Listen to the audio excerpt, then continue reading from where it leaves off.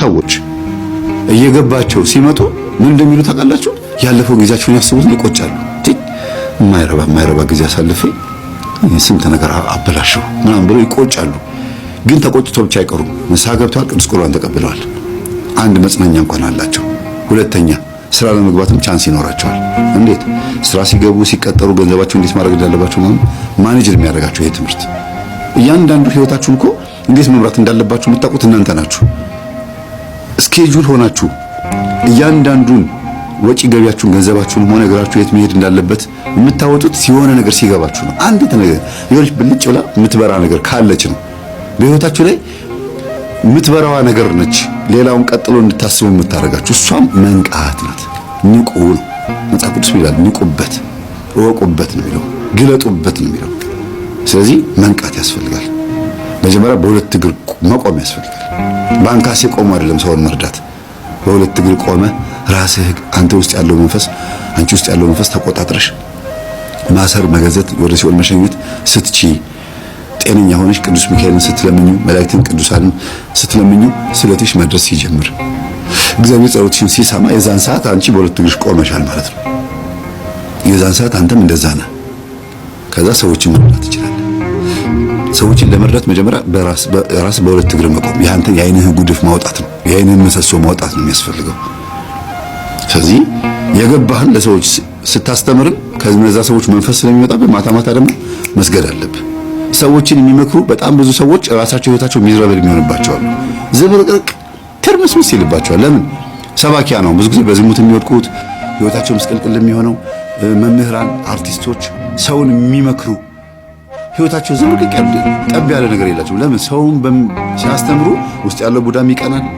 ያስተማሯቸውና የመከሯቸው ሰዎች ህይወት ሲቀየር የነዛ ሰዎች መንፈስ መጥቶ ማን አባክ ስለሆንክ ነው እኔ ስንት ዓመት ሙሉ አጫሽ ያደረኩትን ዱርዬ ሰላም ሆኜ ገንዘቡን ሰልቦ የነበረው ሰውዬ የምትመልስብኝ ብሎ የነዛ ሰዎች መንፈስ መጥቶ መካሪውንና አስተማሪውን ሰውዬ ይገስጸዋል ወይም ደግሞ ያጠቀዋል።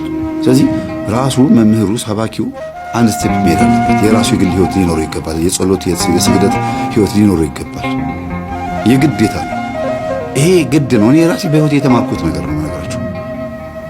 ያው ቅዱስ ጳውሎስ ሲናገር ክርስቶስም ተናግሯል አይደል? የአንተ ሌላው ላይ ጣትን ስትጠቆም አንተ ላይ ያለውን መጀመር ምሰሶህን አውጣ ይላል።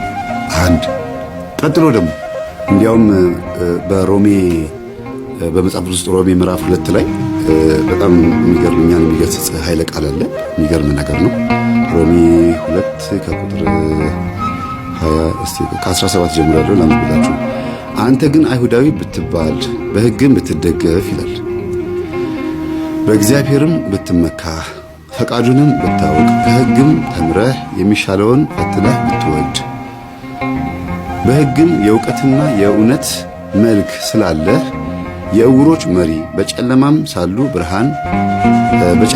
ላሉ ብርሃን የሰነፎችም አስተማሪ የሕፃናትም መምህር እንደሆንክ በራስህ ብትመካ ብትታመን እንግዲህ አንተ ሌላውን የምታስተምር ራስህን አታስተምርምን?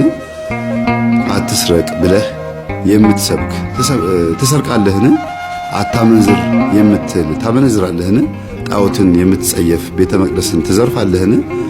በሕግ የምትመካ ሕግን በመተላለፍ እግዚአብሔርን ታሳፍራለህን? በእናንተ ሰበብ የእግዚአብሔር ስም በአሕዛብ መካከል ይሰደባልና ተብሎ እንደተጻፈ እያለ ይቀጥላል። እና በአሕዛብ መካከል ስማችሁ ተሰደበ የሚለው ምን ማለት ነው? የምናስተምራቸው ሰዎች ላይ ያለው ኃይለኛ መንፈስ እንደገና ሰባኪውም ራሱ ደግሞ በግል ህይወቱ ላይ ደግሞ ምናልባት ከቤተሰቡ የመጣም ይኖራል። ተባብረው ሰባኪውን ከስነ ምግባር ውጭ ያደርገዋል። እንዲታማ፣ እንዲሰደብ፣ እግዚአብሔርን በሱ ላይ እንዲነቀፍ ያደርገዋል ማለት ነው። ስለዚህ ብዙ ጊዜ በጣም ብዙ ነገሮችን ለማስተማር እስር ቤት በሚሄድበት ሰዓት የእስረኞቹን መንፈስ ራሱ ተጽዕኖ ይፈጥራል። የማስተምራቸው ሰዎችም በብዙ አይነት መንገድ እኔ ጋር መጥቶ ሊያጠቃኝ ይሞክራል እና እኔ ብዙ ነገር ተምሬበታለሁ። እስረኞችን ማስተማር ግን ለኔ በጣም ብዙ ነገር ይጠቀመኝ። ሆስፒታል ሄዶ የታመሙትን ማጽናናት በጣም ከባድ ነው። የተደፈረችን ሴት ማጽናናት በጣም ከባድ ነው። ግን የእግዚአብሔር ቃል ያጽናናል።